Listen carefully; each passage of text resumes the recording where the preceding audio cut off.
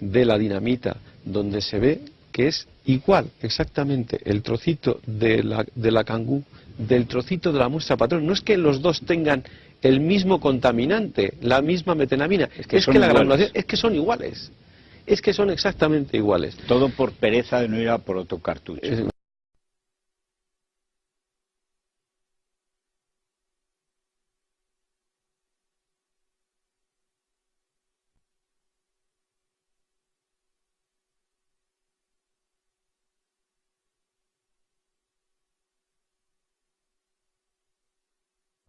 ¿A través de qué procedimiento llegan ustedes a la impresión de que lo que se encuentra en la cangú es goma 2 seco y no otra cosa?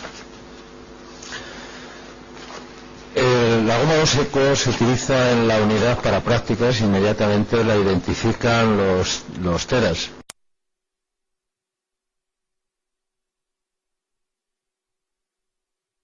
Mi grupo está encuadrado en la Jefatura Superior de Madrid.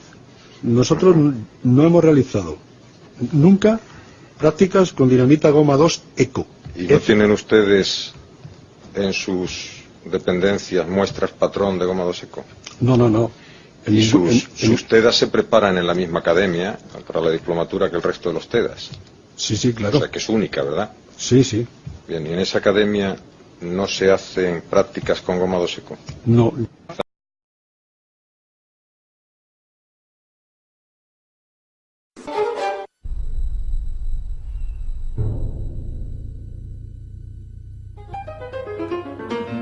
Toda la investigación, que concluye en atribuir los atentados a los islamistas, se construye a partir de lo que se nos presentó como la mochila encontrada en la comisaría de Vallecas, que en realidad era una bolsa de viaje, y así nos referiremos a ella en adelante. A partir del teléfono móvil y la tarjeta telefónica encontrados en esa bolsa, la policía logró identificar en un tiempo récord a los presuntos autores de los atentados. Además de un teléfono y una tarjeta telefónica, esa bolsa contenía 10 kilos de goma 2 y tornillería usada como metralla para incrementar los efectos mortíferos.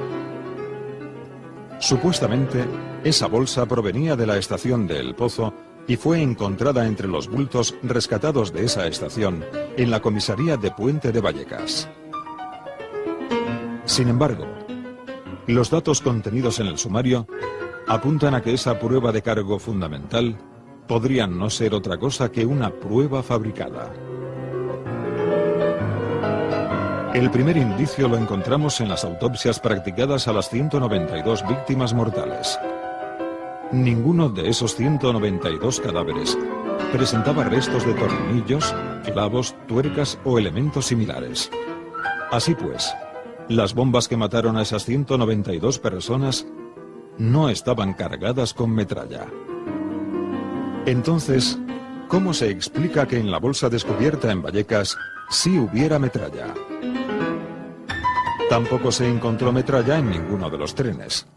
Tan solo en el de la calle Tellez pudieron recogerse algunos clavos sin cabeza cuya procedencia no está clara.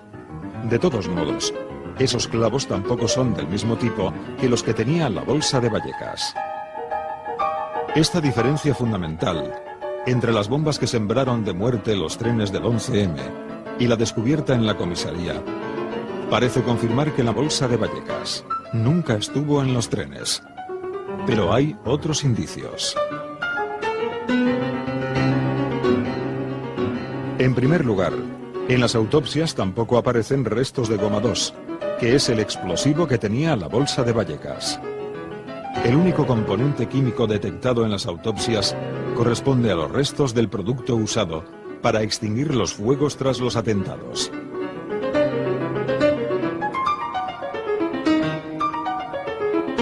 En segundo lugar, aquel 11 de marzo hubo un total de 13 bombas. 10 de ellas estallaron en los trenes. Otras 2 fueron detonadas por los TEDAX. Y la 13ª es la bolsa de Vallecas. De las 2 bombas que los TEDAX hicieron estallar, sabemos muy pocos detalles. Pero tenemos la descripción de un testigo privilegiado que nos habló del contenido de una de ellas. Jacobo Barrero, el policía municipal que encontró en el tren de El Pozo una bomba sin estallar y la sacó al andén, donde los TEDx la detonaron. Las diferencias entre esa mochila que encontró Jacobo Barrero y la bolsa de Vallecas son muy notables. La que encontró Jacobo Barrero era efectivamente una mochila, mientras que la bomba de Vallecas estaba en una bolsa de viaje. La cantidad de explosivo en ambas mochilas era distinta. También era distinto el color de los cables. Rojo y negro en la mochila encontrada por Jacobo Barrero. Rojo y azul en la bolsa de Vallecas. En la mochila encontrada por Jacobo Barrero, el explosivo estaba alojado en una tartera, mientras que en la de Vallecas, el explosivo estaba metido en una bolsa de plástico. Según declararon los policías que acordonaron la mochila encontrada por Jacobo Barrero, el teléfono móvil de esa mochila estaba encendido, lo que apunta a que esa bomba debía haberse activado mediante una llamada telefónica. Sin embargo, en la bolsa de Vallecas, el teléfono estaba apagado, lo que quiere decir que debía activarse utilizando la función de alarma despertador.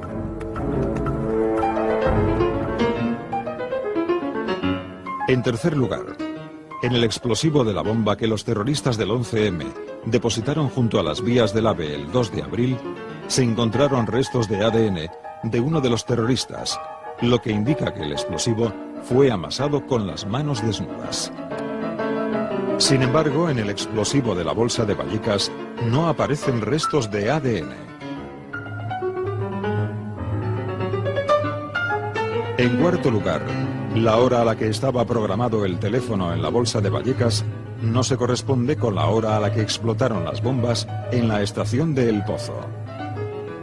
Se supone que esa mochila provenía también de la estación de El Pozo, como la que encontró el policía municipal. Sin embargo, las dos bombas que hicieron explosión en la estación de El Pozo estaban programadas para las 7:38, mientras que la bolsa de Vallecas lo estaba para las 7:40. En quinto lugar, la bolsa de Vallecas no era una verdadera bomba. Tal y como estaba montada, no hubiese hecho explosión nunca. No se había utilizado ningún tipo de cinta aislante, ni soldadura para unir los cables entre sí, y dos de los cables estaban sueltos. Este dato crucial no fue revelado al juez del Olmo hasta 4 meses después. En sexto lugar, el explosivo encontrado en la bolsa de Vallecas no coincide ni con el de la furgoneta de Alcalá, donde además de goma 2 apareció metenamina, ni con las bombas que estallaron en los trenes, donde, según el jefe de los equipos de desactivación, el 11M, lo que se utilizó fue explosivo militar. Pero todavía existe un elemento añadido aún más extraño. Nadie ha sido capaz de dar una explicación racional de por qué apareció aquella bolsa en la comisaría de Puente de Vallecas.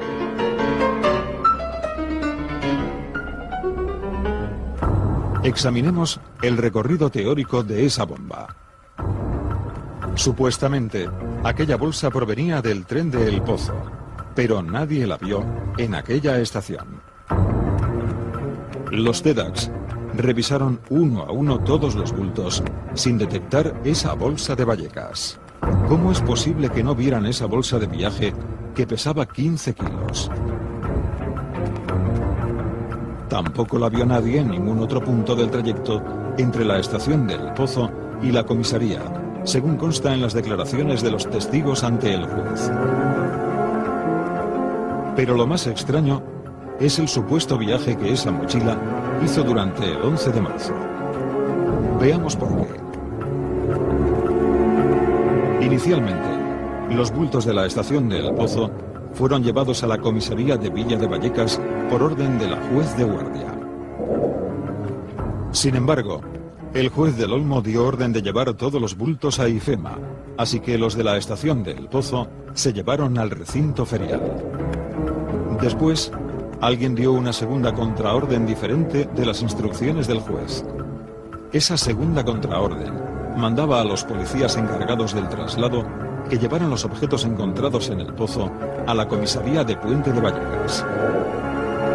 La excusa esgrimida para sacar las cosas de IFEMA, en contra incluso de la opinión de los policías allí destacados, era la de catalogar los bultos antes de llevarlos de nuevo al recinto ferial. ¿Por qué ese empeño en llevar los bultos del pozo a la comisaría de Puente de Vallecas? Una comisaría a la que no correspondía la zona de la estación de El Pozo. Por tanto, son muchos los datos que apuntan la falsedad de la bolsa de Vallecas. Ausencia de metralla en las víctimas. Ausencia de goma 2 en las autopsias. Diferencias con la mochila encontrada por el policía municipal Jacobo Barrero. Falta de rastros de ADN en el explosivo amasado. Hora diferente de programación del teléfono. El hecho de que la mochila estaba preparada para no explotar. Diferencias con el explosivo encontrado en la furgoneta de Alcalá. La supuesta utilización de explosivo militar en los trenes.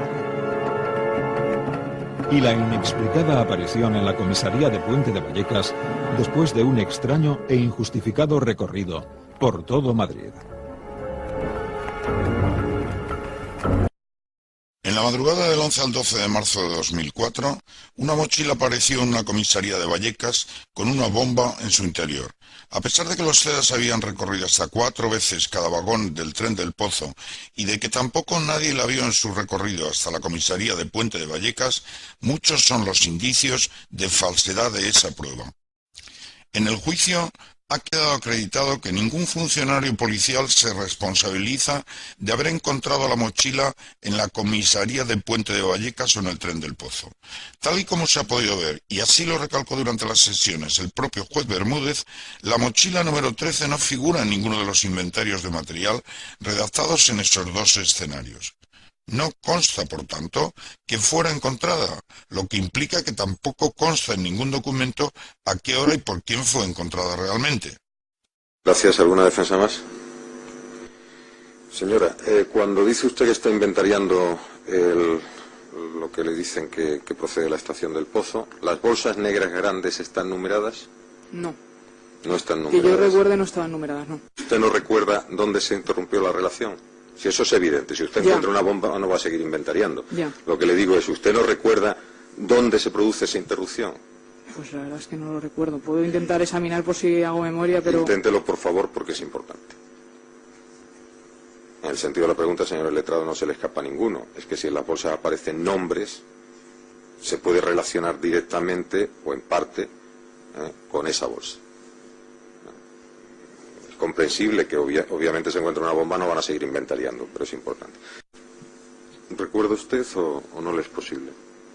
La verdad es que no recuerdo. Bien. El jefe provincial de los TEDAS en Madrid aseguró en el juicio que el tren del Pozo había sido recorrido por los TEDAS no 2, sino 4 veces en busca de artefactos explosivos. Aún así, la versión oficial sostiene que se les escapó un artefacto explosivo de 11 kilos.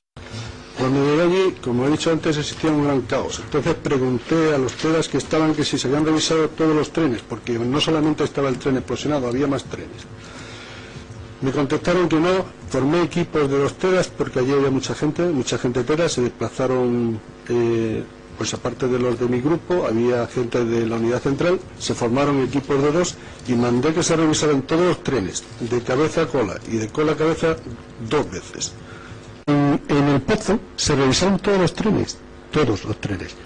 Si no aparecía ninguna mochila, sería porque se lo hubiesen, digo yo, es una teoría, se lo podrían haber mirado antes. Lo que sí estoy totalmente convencido de que después de la revisión de los TEDAS que trabajaron allí, no había ni una sola mochila que contuviese un artefacto explosivo, y eso se lo puedo asegurar, porque lo hicieron y me consta concienzudamente. Es más, lo dije 2 veces y cuando hablé con ellos me dijeron que no, que lo habían hecho 4.